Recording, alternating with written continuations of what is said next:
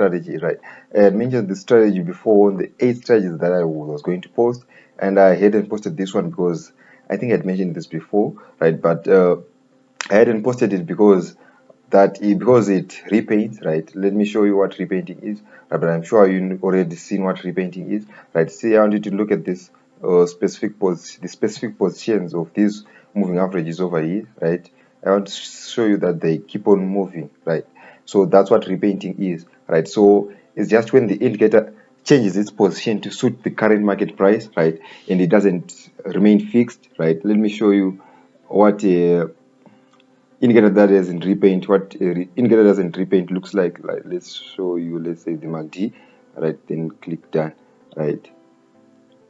I did it on wrong indicator window, right? But let me show you the MACD. Let me add. Okay, I clicked on the wrong indicator window, right? Then click done, right? So these are two, right? As you can see, let's check this for example, right?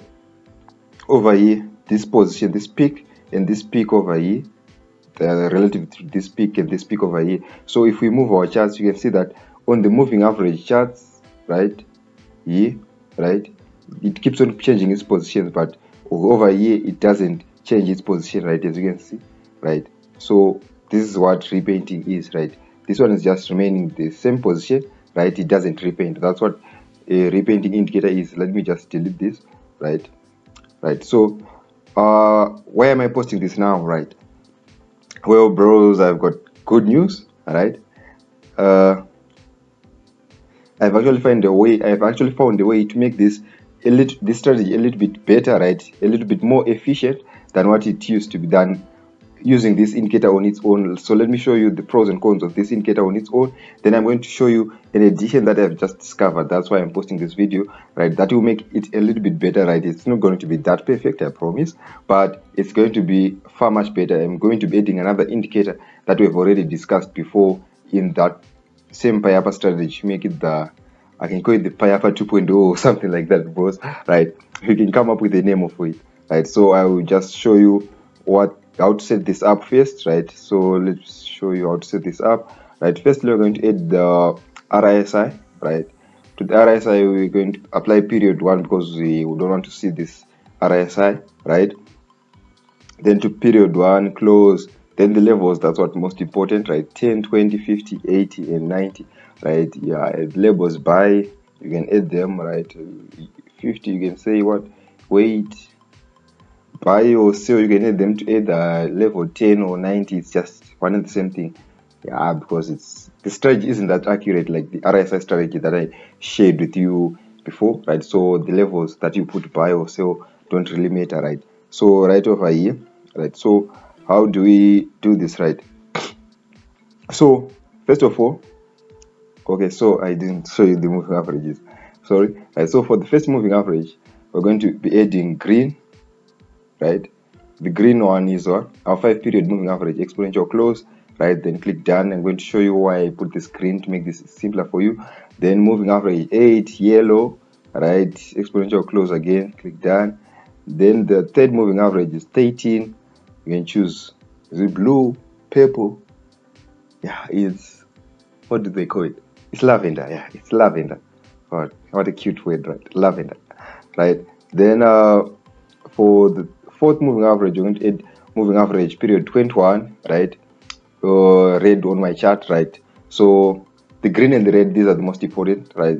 So like the colors that the mid ones, you can put any color of your choice, but the green and the red, so like I'm going to show you why I've put the green and the red, right? Then the 200 moving average is the black, right? So this one moves very, very slow, right? So I think you took a screenshot of those, all right? So you can install them later after watching the full video, right? So what do you have to know over here, right? So generally the Payapa strategy works like this, right? So it just demonstrates that if the moving averages, these moving averages cross above the black moving average, right? So if these moving averages are above the black moving average, it's showing what? An uptrend, right? It's showing a buy, right? And if the moving averages cross, as you can see, that's what I call repainting, right?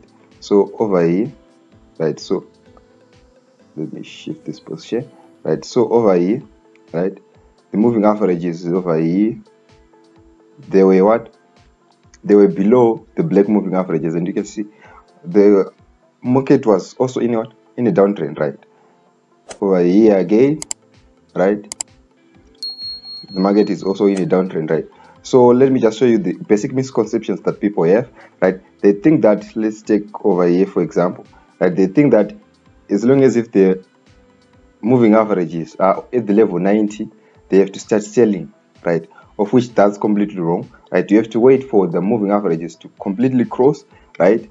And why I don't like repainting is that, as you can see, it's not showing quite clearly, but at some point, right over here, all these moving averages, the black and they had crossed at some instance over there, right? Switching some position over here, right? But when the market reversed, it broke off completely, right? Breaking what that moving average is, that moving average to the upside again, right? So like over, it's not quite showing me exactly what I want, but somewhere like over here, right?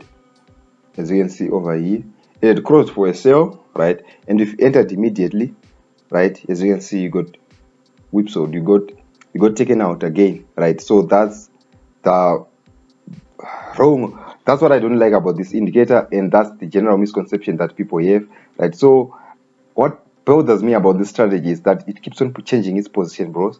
It keeps on repainting, it keeps on changing what the moving average keep on changing their position. They can be crossed over and you're already in that trade thinking that you caught a sniper, but the next moment you see your whole account is blown, right? So that's what I don't like about it, right? So how do you know the trend is in an uptrend, right? So that's where the green and the red come in, right? So the green, if the green moving average is on top of the red, right, it shows that it's an uptrend, right? And if the red is on top of the what?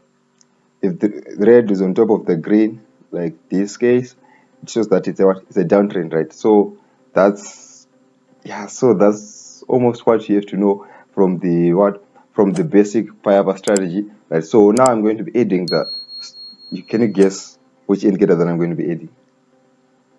You can just guess, just type it in the comment section, right? But to end your anticipation, I'm going to be adding the, to that same indicator window, I'm going to be adding the stochastic moving average. Sorry, the stochastic oscillators. The stochastic is in the moving average. I don't know why I'm adding what. I'm just thinking moving averages today, right? So those are the parameters. K, percentage K is 56, then 3 low high, just the default, but we added 56, right? Then click done, right? Now as you can see, why did I install the stochastic over here? The stochastic doesn't repaint, right? It shows us a better representation of what we want to know, right? But yeah, it will make it a little bit better. It's not going to be that perfect, I promise. It's not that perfect at all, right? But the stochastic is much better using the stochastic because you know you get some entry points and right. So how do you enter using what? So how are we going to be using this? Right. As you can see, we are zoomed out completely. Is it zoomed out? Is it zoomed in? That confuses me. I don't know, but make your chart the smallest as possible, the smallest candles, right? So we are zooming. It's in, zooming out, in. Okay, just make this just the smallest as possible, right? So we are just using this over here, this uptrend over here as an example at first, right? Just zoom, make the smallest candles as possible, right?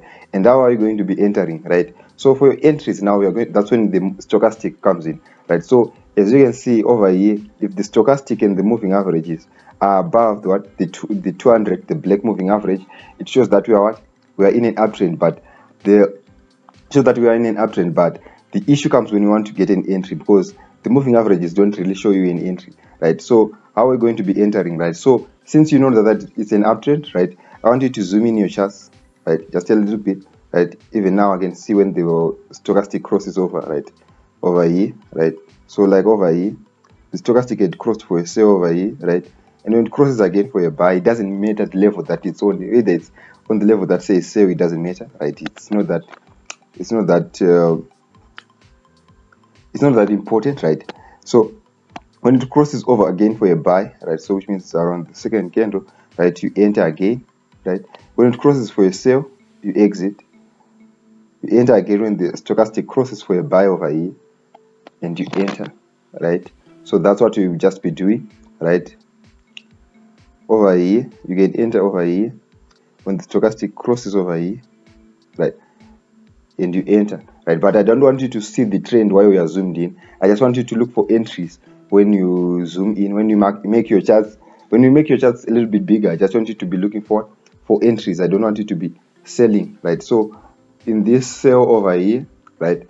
So the Payapa strategy is, on this one I'm going to need you to do your backtesting, boys, right? So like, not to do your backtesting, but to trade demo live, right? As in using that current market price.